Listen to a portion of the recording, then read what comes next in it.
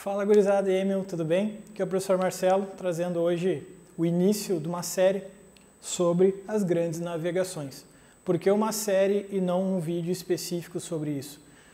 Porque é muita coisa. Tá? Eu não ia conseguir resumir isso num vídeo de 20 minutos, né? No vídeo do Zen Guerreiro eu já me passei um pouco no tempo, então eu resolvi fazer uns vídeos aí entre 15 a 20 minutos. E é impossível abordar as grandes navegações em toda a sua magnitude em um ou dois vídeos ali de 20, 30 minutos, né? Então, resolvi fazer uma série. O foco aqui das grandes navegações vão ser os seus pioneiros. Nós vamos falar muito dos portugueses. Óbvio, em alguns momentos abordaremos aquela corrida entre a coroa espanhola e a coroa portuguesa, né, nessa corrida para ver quem é que chega primeiro no Oriente, de que forma vai chegar no Oriente e tudo mais, nós vamos falar um pouco disso também. Mas o foco principal é o reino de Portugal, aquele reino minúsculo que no século XV tinha em média ali 1 milhão de habitantes e fez feitos inacreditáveis, feitos que são lembrados até hoje com muito orgulho pelos portugueses e que também resultou no surgimento do Brasil.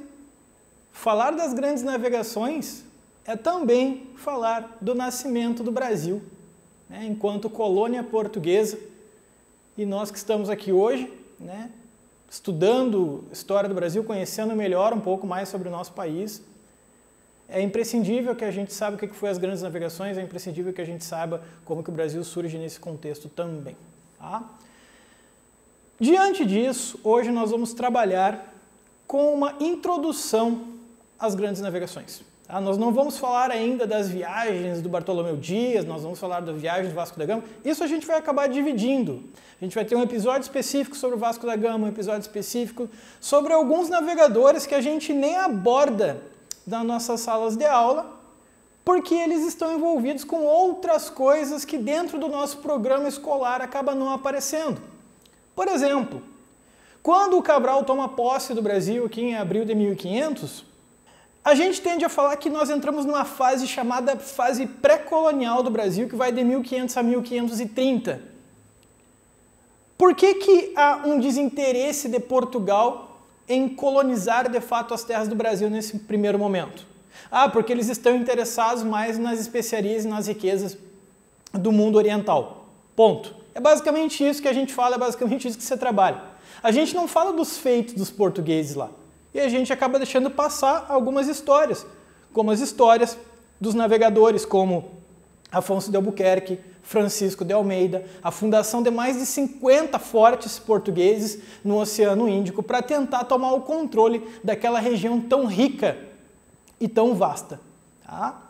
Então, falar sobre grandes navegações é entender um pouco melhor sobre nós mesmos e entender como que um reino tão pequeno como Portugal conseguiu fazer um feito que acabou por criar o primeiro império global da humanidade, unindo o mundo ocidental e o mundo oriental, ali na fase de origem, né, nas origens do mundo capitalista. Tranquilo? Então é basicamente isso que nós vamos trabalhar nesse momento. É impossível falar de grandes navegações sem começar falando do Fernando Pessoa. Fernando Pessoa lança um livro chamado Mensagem no ano de 1934, que vai trazer esse poema, O Mar Português. Vamos dar uma olhada rápida nele aqui. Ó mar salgado, quanto do teu sal são lágrimas de Portugal. Por te cruzarmos, quantas mães choraram, quantos filhos em vão rezaram, quantas noivas ficaram por casar para que fosses nosso, ó mar. Valeu a pena? Tudo vale a pena se a alma não é pequena. Quem quer passar além do bojador, tem que passar além da dor. Deus ao mar o perigo e o abismo deu, mas nele é que espelhou o céu. Aqui seria interessante, inclusive, até circular o termo bojador aí, porque isso faz parte do nosso conteúdo, que é o que a gente vai trabalhar hoje aí, né? Bojador era basicamente o limite do mundo conhecido. Para baixo do bojador, cara, existiam lendas, mitos assim inimagináveis de monstros que engoliam os navios, todo mundo que passasse do bojador, que é uma parte ali do continente africano que está basicamente de frente para as Ilhas Canárias. Tá? Então, aquilo era o limite. Passar o bojador exigiria uma coragem muito grande. E nenhum reino europeu acreditava que esta coragem, esse feito, viria de um reino tão pequeno como Portugal era naquele momento. Tá? Então o Fernando Pessoa ele faz essa homenagem aqui no mar português e a gente pode notar também dentro desse poema os perigos dessa viagem, os perigos dessas viagens marítimas, os perigos dessa expansão marítima.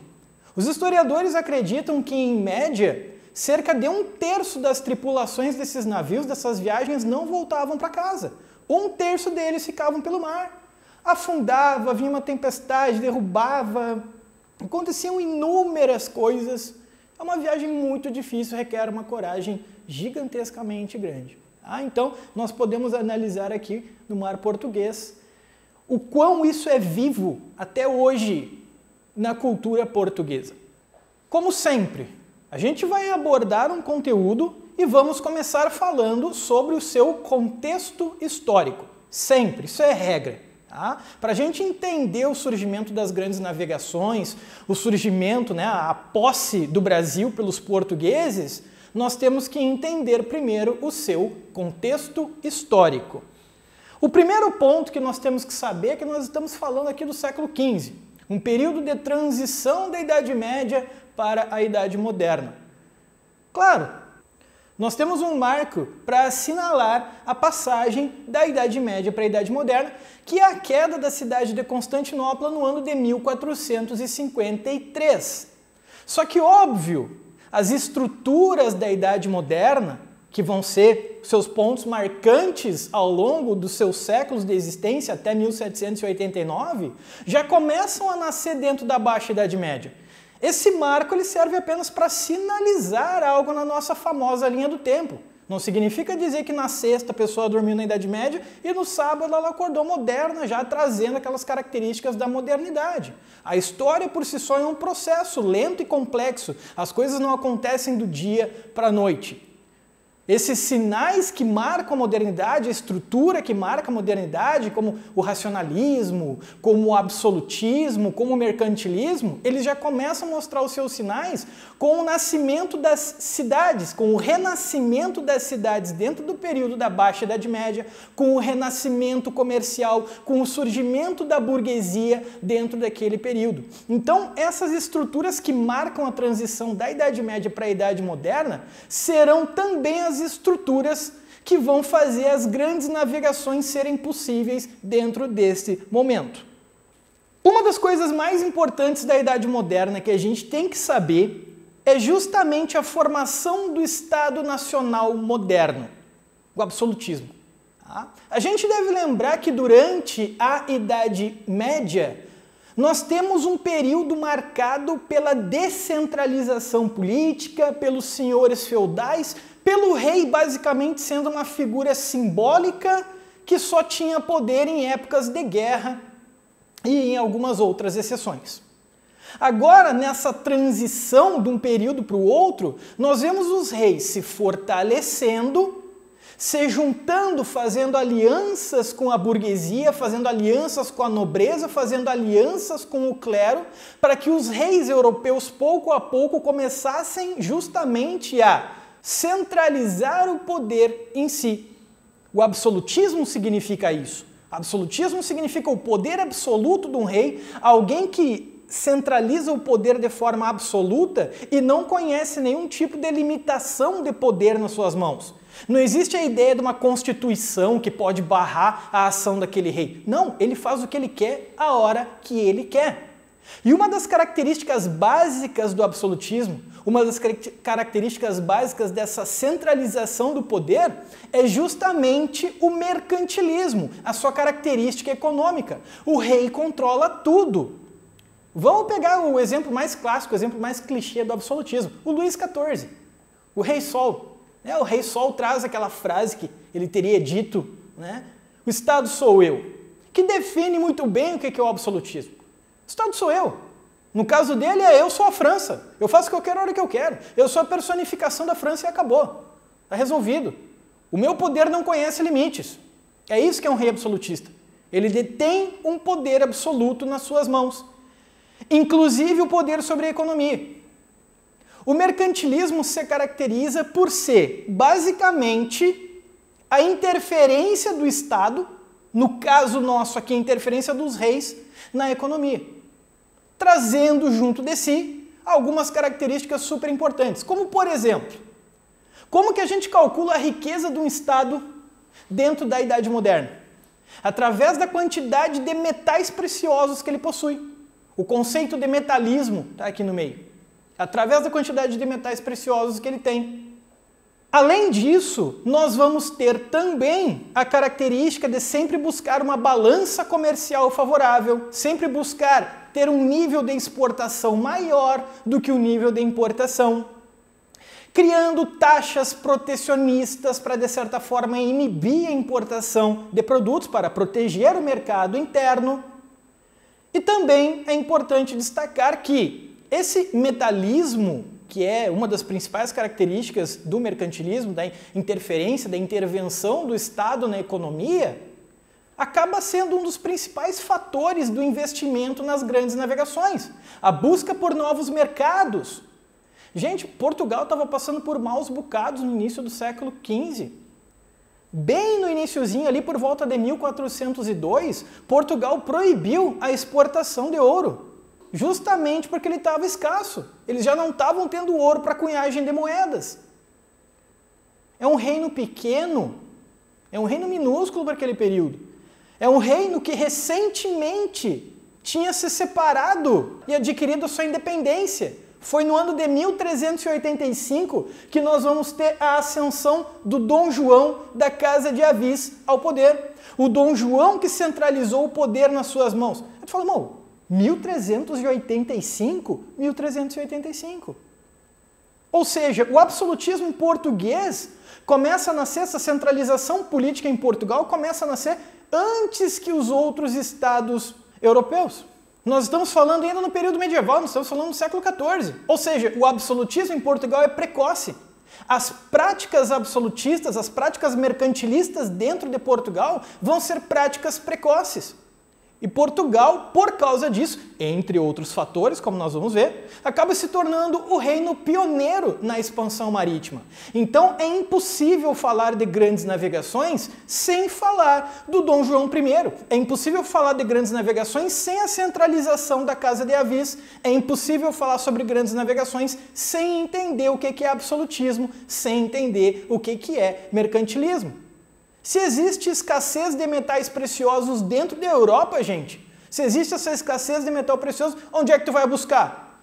Vou buscar em outros lugares. Mas que outro lugar? E como que tu vai nesse outro lugar? Tu vai de avião? Tu vai de carro? Tu vai de bicicleta? Tu vai de skate? Nós estamos falando no século XV. Nós estamos falando do século XV, de um reino que tem uma cultura marítima muito forte. A construção de caravelas começa a surgir aqui em Portugal com o objetivo de se expandir maritimamente para buscar novos mercados, sobretudo o famoso mercado das Índias Orientais, aquele sonho de conseguir chegar no Oriente para participar do rico comércio de especiarias. Claro, muita gente acaba se perguntando às vezes, tá, mas e por que construir navio para isso? Por que não faz uma rota terrestre? Porque as rotas terrestres já eram dominadas. As rotas terrestres já eram dominadas, pô.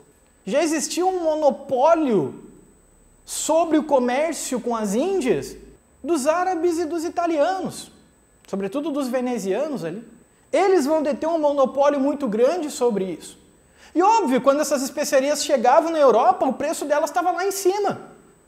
Porque tem o valor da logística, da viagem, dos cuidados, enfim, para conseguir fazer aquele produto chegar na Europa, o preço dele vai lá nas alturas. Não valia a pena. E o reino de Portugal começa a pensar, ó, uma forma de a gente juntar dinheiro possivelmente seria conseguir chegar nas Índias e, de certa forma, ter uma rota que a gente monopolizasse isso aí. Sem precisar passar por outros estados, sem precisar passar por outros reinos. Saindo dessa questão do contexto, nós chegamos na questão do pioneirismo português. Tá? Na questão do pioneirismo. Quais são os pontos que nos explicam esse pioneirismo? A cultura marítima é o primeiro.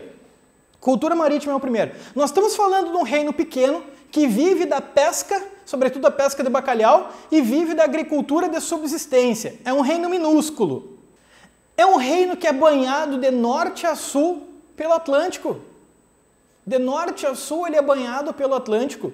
Então, Tu está parado ali no litoral, tu está de frente para o mar, tu tem poucas terras atrás de ti, tu fala, eu vou viver do mar, eu tenho que viver desse mar.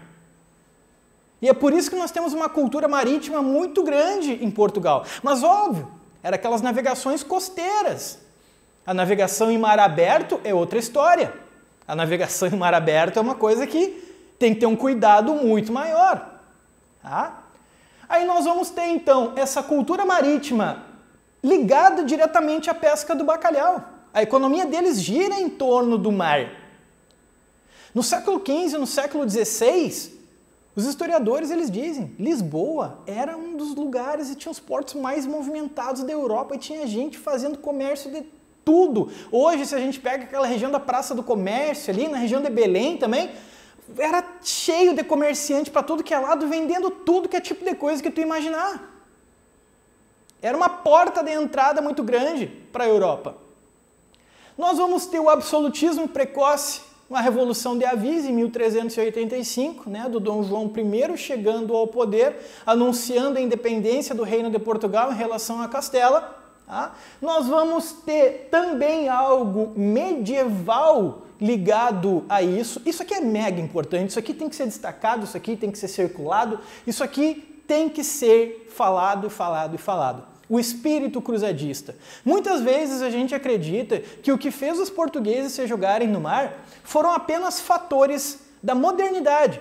Tipo, não, eles foram para o mar porque eles estão ali naquela ascensão, né, na busca de acúmulo de pedras preciosas, querendo abrir novos mercados, querendo participar de novas rotas comerciais, querendo lucrar com isso. Nós estamos falando ali da origem do capitalismo. Tá? Então eles querem fazer parte disso. E sim, isso é algo típico do início da modernidade.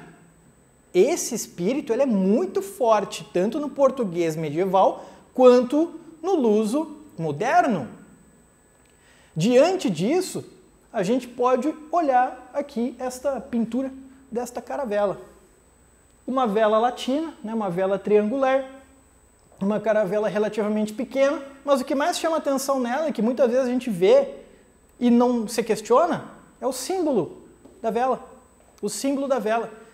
É a cruz da Ordem de Cristo. A Ordem de Cristo seria a ordem herdeira da Ordem do Templo, a Ordem dos Templários, que foi extinta no século XIV pelo Papa Clemente V, mas surge em Portugal em 1319, com o aval do Papa João XXII, surge então o aval para a criação da Ordem de Cristo, herdando para si as possessões e as propriedades da Ordem do Templo.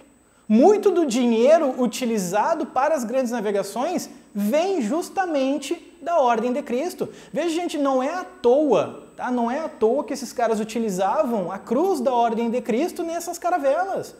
Não é à toa que eles utilizam isso daí.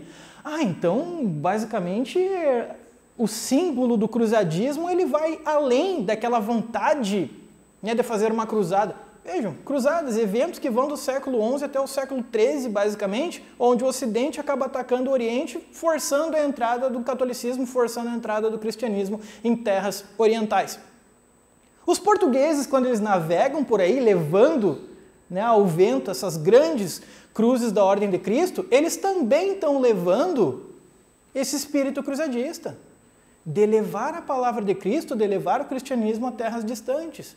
Isso também vai fazer parte. Tá? Isso também vai fazer parte. A gente tem que saber que o espírito cruzadista ele faz parte do pioneirismo português também. A escola de Sagres eu deixei por último porque é uma coisa um pouco mais complexa, é uma coisa um pouco mais complicada.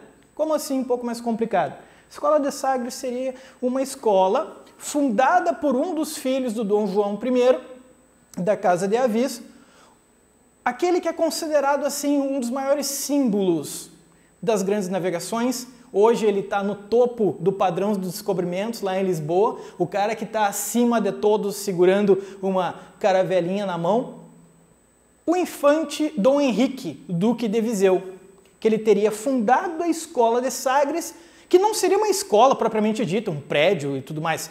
Seria um lugar na região de Sagres onde ele se reuniria, seria um ponto de encontro de navegadores, que ali discutiriam notícias desse mundo moderno, os seus achados nos seus descobrimentos e discutiriam também formas de aperfeiçoar o jeito de navegar em mar aberto. Seria através da Escola de Sagres que a gente aperfeiçoaria o uso da caravela, que a gente aperfeiçoaria o uso do astrolábio, que se aperfeiçoaria o uso da bússola. Eles pegam instrumentos existentes e tendem a aperfeiçoar esses instrumentos. A caravela não é uma embarcação feita para viagens muito longas, mas é uma embarcação muito versátil. É uma embarcação que não é muito grande, mas é uma embarcação que te possibilita fazer algumas viagens relativamente longas. Claro que muito longas já seria um grande problema, tá? Mas é aqui na Escola de Sagres que começa a se discutir isso. Mas, óbvio, na historiografia, se a gente para analisar isso, os historiadores, sobretudo do século XIX e do século XX em diante, eles tendem a falar, não tem nenhuma comprovação da existência dessa Escola de Sagres. E quando alguém tenta utilizar alguma comprovação, elas são entendidas como coisas muito pequenas, migalhas, que não dá para deixar como certo a existência disso aí, tá? Mas o fato é que, com a Escola de Sagres ou não, o mito do infante Dom Henrique, ele permanece vivo até hoje como um dos caras que mais empurrou o plano das grandes navegações. Foi o cara que fez as grandes navegações tomarem forma. A conquista do Porto de Ceuta marca o início das grandes navegações. Didaticamente falando, nós falamos que quando os portugueses descem com mais de 20 mil soldados, passam o Estreito de Gibraltar e tomam esse porto, que é basicamente a flor de todas as cidades da África, como diria um cronista daquele período, nós vamos iniciar de fato as grandes navegações. Porque essa vai ser a ponta de largada dos portugueses. Não pensem que eles vão tomar esse porto e basicamente eles vão se sentir satisfeitos. Vejam, nós estamos falando de um reino que tem 1 milhão de habitantes. A Europa inteira ficou em choque quando eles tomaram isso, falando, cara, como? Como que eles conseguiram fazer isso? Um dos portos mais movimentados da África. Vinha ouro contrabandeado do Rio Senegal passando pelo Saara, chegava lá, caravanas que vinham lá do Oriente paravam naquela cidade. É um lugar muito movimentado, é um lugar muito rico. Acredita-se que os portugueses, conforme o historiador Roger Crowley coloca, acredita-se que os portugueses eles destruíram cerca de 24 mil estandes de comerciantes. Eles ficaram 3 dias fazendo um quebra-quebra geral naquela cidade. Um quebra-quebra geral. Dos filhos do João, o Duarte, né? Não todos. O Duarte, o Pedro e o Henrique. E lá eles viram de perto as riquezas que a África poderia proporcionar a eles. Ó testemunha ocular falando sobre a riqueza de Ceuta. Nossas pobres casas pareciam chiqueiros comparados às de Ceuta. Um cronista português fazendo uma comparação. Óbvio, quando eles tomam essa cidade, eles já começam também um processo, seguindo o espírito cruzadista, eles não vão lá apenas visando as riquezas, eles vão lá, acima de tudo, eu diria, que para fazer uma verdadeira cruzada contra os muçulmanos. Vão lá para matar muçulmano. A mesquita da cidade, eles teriam jogado sal naquela mesquita e rebatizado ela como uma igreja da Nossa Senhora da África. Ou seja, eles estão cristianizando aquele porto ali. Mas não pense que foi só alegria para Portugal depois. Eles gastaram muito dinheiro com essa incursão militar. Muitas caravanas começaram a se negar a entrar naquela cidade, começaram a procurar outras cidades para fazer comércio, depois que os portugueses chegaram nessa região. Então fica bem complicado para eles depois, mas é ali que eles vão vislumbrar pela primeira vez as riquezas que a África pode proporcionar a eles. Depois da conquista de Ceuta, em pouco tempo eles vão conquistar a Ilha da Madeira, vão tomar posse também da região dos Açores. E aí a expansão não para. Agora, saindo de Ceuta, o negócio é ter um plano para passar o Cabo Bojador e conseguir provar para o mundo moderno que a África tem um final e é possível passar por baixo do continente africano. Mas isso vai exigir muito tempo, muito dinheiro, muito planejamento, muita coragem. Não é uma coisa que vai acontecer do dia para a noite. Mas eles estavam muito dispostos a fazer isso. As riquezas de Ceuta mostraram que valeria a pena todo esse investimento que eles estavam para fazer. O Dom João, ele estava, obviamente influenciado sobretudo pelo Henrique, ele já está pensando, não, vamos fazer aqui um planejamento, estruturar uma forma da gente conseguir fazer, porque com certeza valerá a pena. Não só pelas questões comerciais, mas também pelas questões religiosas que nós estamos colocando aqui. No próximo vídeo nós vamos falar do lendário rei Preste João. O Preste João seria um rei católico que viria na África e teria milhares de soldados e ouro para dar e vender, e Portugal enfiou na cabeça que aquilo era verdade. E eles queriam fazer uma aliança com o Preste João para basicamente derrubar o mundo oriental e conseguir levar o cristianismo para terras distantes. Então, gurizada, por hoje é isso. Nós seguimos na semana que vem, vamos falar da viagem do Diogo Cão, vamos falar da viagem do Bartolomeu Dias e vamos falar do preparativo da viagem do Vasco da Gama, também incluindo, obviamente, o momento em que Portugal nega a viagem do Cristóvão Colombo. Mas, óbvio, na semana que vem a gente fala sobre isso. Grande abraço aí, até semana que vem. Tchau, tchau.